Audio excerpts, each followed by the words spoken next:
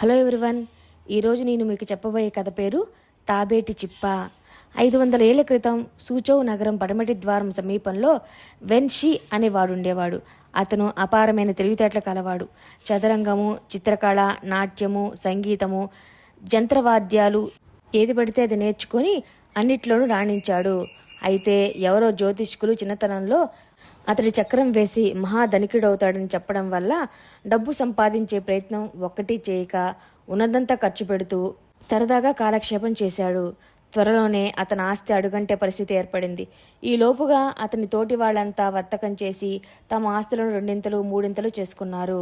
అది చూసి వెన్ తాను కూడా వర్తకంలో వేలు పెట్టాలని యత్నించాడు. కానీ అదే గ్రహచారమో అతను వ్యాపారం చేసినప్పుడల్లా నష్టం వచ్చింది. స్వతహాగా తెలివితేటలు కలవాడు గనక ఏ వస్తువులకు ఎక్కువ గిరాకీ ఉంటుందో, వాటిని ఏ విధంగా అమ్మితే హెచ్చు ధర వస్తుందో ఎంతో జాగ్రత్తగా ఆలోచించే సరుకు కొనేవాడు. కానీ ఆ వస్తువులు తడిసిపోవటమో తగలబడిపోవడమో జరిగేది. ఈ విధంగా అతనికి ఉన్నదంతా తుడిచిపెట్టుకుపోవడమే కాక అతని భాగస్వాములుగా చేరిన వారి సొమ్ము కూడా నాశనమయ్యింది. ఒకనాడు 40 మంది వర్తకులు ఒక ఓడ చేసుకుని సముద్రాల మీద బయలుదేరబోతున్నట్టు విని వెన్ తన్ను కూడా వారి వెంట తీసుకుపోమ్మన్నాడు.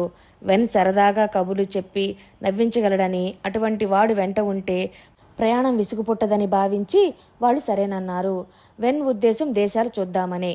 అయితే వర్తకులలో ప్రముఖుడు చాంగ్ అనే ఆయన అతని చేత కూడా కొంత సరుకు కొనిపించి వర్తకం చేయిద్దామనే ఉద్దేశంతో మిగిలిన వర్తకులను చందాలు వేయమన్నాడు. చందాలు వేయడానికి చాలామంది ఒప్పలేదు. అందుచేత సుమారు 2 పలాల వెండి మాత్రమే పోగయింది. చాంగ్ దాన్ని వెనకిచ్చి, ఇది సరుకులు కొనడానికి ఎలాగూ చాలదు, ఏవైనా పళ్ళు పొలాలు కొనుక్కో, దారి పొడుగునా తినవచ్చు అన్నాడు. రేవులో కమలా ఫలాలు అమ్ముతూ ఉంటే వెన్ తన వెండి యావత్తు వెచ్చించి వచ్చినన్ని కమలాఫలాలు బుట్టలు కొన్నాడు. వాటిని చూసి మిగిలిన వర్తకులు హేళనగా నవ్వారు. ఓడ కొన్ని రోజులు ప్రయాణం చేసి ఒక దేశం చేరింది. అక్కడ ఒక రేవు పట్టణంలో ఓడకు లంగర్దించారు. వర్తకులందరూ ఈ దేశం ఎరిగిన వారే. చీనా సరుకులు ఈ దేశంలో 9-10 ధరకు అమ్ముడుపోతాయి. అలాగే ఈ దేశపు సరుకులు చీనాలో హెచ్చు ధరలకు అమ్ముతాయి. అందుకే ప్రాణాలపైన కూడా ఆశ వదిలి చీనా వర్తకులు ఈ సముద్ర ప్రయాణాలు చేస్తారు. వర్తకులందరూ తమ సరుకులతో దిగి వెళ్ళాక వెనుకు తన కమలా ఫలాల జ్ఞాపకం వచ్చాయి. అందరూ వాటిని చూసి నవ్విన కారణంగా అతను ప్రయాణంలో వాటిని ఊసే ఎత్తలేదు. అవి చెడిపోయాయేమోనని చూడ్డానికి అతను ఇప్పుడు బుట్టలను పైకి తీయించి ఓడ పైభాగాన దొంతరలుగా అమర్చాడు. పళ్ళు బాగానే ఉన్నట్టు కనిపించాయి. అయినా రుచి చూద్దామని అతను ఒక కమలా ఒలిచి కొన్ని తొనలు నోట్లో వేసుకున్నాడు. అంతదాకా రేవులో ఉండేవాళ్ళు ఎర్రగా మెరిసే ఈ పళ్ళను వింతగా చూస్తున్నారు. వాటిని తింటారని వాళ్ళకి అప్పుడు అర్థమైంది. వారిలో ఒకడు ఒక బరువైన వెండి రూపాయి తీసి వెన్ చేతిలో పెట్టి ఒకటి ఇయ్యమని వేలు చూపాడు. వాడు ఒక కమలా తీసుకొని వెన్ చేసినట్టుగానే తోలు ఒలిచి బద్దలు తినడానికి మారుగా పండంతా నోట్లో వేసుకొని నొక్కి రసమంతా తాగి పిప్పి గింజలు అంతా కలిపి మింగేశాడు. వాడికి దాని రుచి అద్భుతంగా కనిపించింది. వాడు వెనుకు మరీ 10 రూపాయలు ఇచ్చి 10 పళ్ళు పట్టుకొని పోయాడు. ఆ తర్వాత కమలాలను కొనడానికి జనం ఎగబడ్డారు. వెన్ తెచ్చిన కమలాల్లో సగానికి పైగా అయిపోయాక పండుకు 2 రూపాయలు వసూలు చేశాడు. ఈ లోపల మిగిలిన వర్తకులు తిరిగి వచ్చి వెన్ చేసిన వ్యాపారం గురించి విని, చాలా అదృష్టవంతుడివి, ఇక్కడ సరుకులు కొనుక్కున్నావంటే చీనాలో చాలా లాభసటిగా అమ్ముకోవచ్చు అని సలహా ఇచ్చారు. కానీ వెన్ తనకు పట్టవలసిన అదృష్టమేదో పట్టనే పట్టిందనుకొని తాను సంపాదించుకున్న వెండితో తృప్తిపడ్డాడు.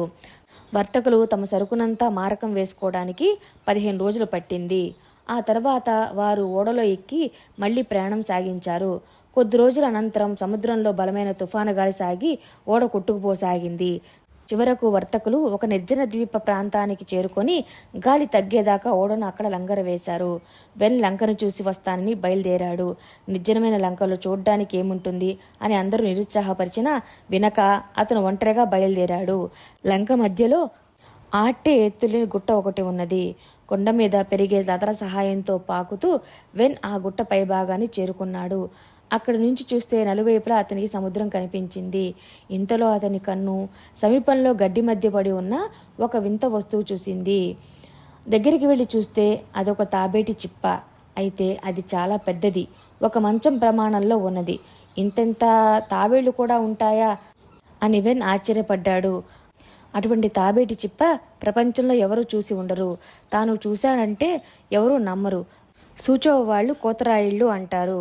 అదీ కాక దీన్ని తన దేశం పట్టుకుపోయి నిలువునా కోయించి కోళ్లు అమర్చితే 2 మంచాలవుతాయి.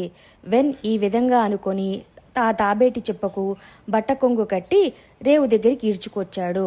వర్తకులందరూ దాన్ని చూసి ఆశ్చర్యపడ్డారు. కొందరు దాన్ని చీనా దేశం తీసుకుపోవడం మోతచేటు అన్నారు. మరికొందరు వైద్యానికి పనికి వస్తుందన్నారు. వీరందరూ విదేశీ సరుకులు తెచ్చుకుంటున్నారు కదా, ఇది నా విదేశీ సరుకు, డబ్బు దుగ్గాని ఖర్చు కాకుండా వచ్చింది, అంతే తేడా అన్నాడు వెన్. మర్నాడు గాలి విసురు తగ్గింది. ఓడ తిరిగి ప్రయాణం సాగించింది. అది చీనా తీరాన్ని చేరగానే వర్తకుల దళారులు వచ్చి ఫలానా వర్తకుల వద్దకు రమ్మని ఓడలో వచ్చిన వర్తకులను ఆహ్వానించారు. వెన్ అతని అనుచరులు ఒక ఇరానీ వర్తకుణ్ణి చూడబోయారు. అతని పేరు అబూ హసన్. ఆయన తన అతిథుల కోసం పెద్ద ఎత్తున విందు ఏర్పాటు చేశాడు. ఇలాంటి విందుల్లో అతిథులను కూర్చోబెట్టేటప్పుడు ఎక్కువ ఖరీదైన సరుకులు తెచ్చిన వాణ్ణి ఉన్నతాసనం పైన కూర్చోబెట్టి అందరికంటే తక్కువ తెచ్చిన వాణ్ణి పంక్తిలో చివర కూర్చోబెట్టే ఆచారం ఉన్నది. ఆసనాలు నిర్ణయించడానికి గాను ఇరానీ వర్తకుడు అందరి సరుకుల జాబితాలు తనిఖీ చేశాడు. వెన్ దగ్గర ఏ జాబితా కూడా లేదు. అందుచేత అతన్ని పంక్తి చివర కూర్చోబెట్టారు. మన్నాడు ఇరానీ వర్తకుడు ఓడ వద్దకు సరుకులు చూడవచ్చాడు. ఆయన ఓడ ఎక్కుతూనే పైభాగాన పడి దొర్లే తాబేటి చెప్ప చూసి నిర్ఘాంతపోయి, ఈ వెలలేని సామాను ఎవరిది, దీన్ని అమ్మరా అని అడిగాడు. అది వెన్ సొత్తని మిగిలిన వాళ్ళు చెప్పారు. ఇరానీ వర్తకుడి ముఖంలో బాధ, కోపము కనిపించాయి. ఇన్నాళ్లుగా మీరంతా నాతో వ్యాపారం చేస్తూ కూడా ఈ పెద్ద మనిషి సంగతి దాచిపెట్టి అతన్ని విందులో పంక్తి చివర కూర్చోబెట్టనిచ్చారు. నేను వారికి ముందు క్షమాపణ చెప్పుకోవాలి. మీ సరుకుల సంగతి తర్వాత చూస్తాను అంటూ ఆయన వెన్నును వెంట పెట్టుకుని తీరానికి వెళ్ళాడు. అబూ హసన్ వెన్నును తన దుకాణానికి తీసుకుపోయి కూర్చోబెట్టి తిరిగి వచ్చి మిగిలిన వారిని తీసుకుపోయాడు. తర్వాత అతను అందరి ఎదుట వెన్నును ఆ తాబేటి చెప్ప అమ్ముతారా అన్నాడు. వెన్ తెలియలేని వాడు కాదు. మంచి ధర వస్తే అమ్మటానికేం అన్నాడు. అయితే ఎంత ఇమ్మంటారో అడగండి, నేను గిల్లి బేరం ఆడేవాణ్ణి కాదు అన్నాడు అబూ హసన్.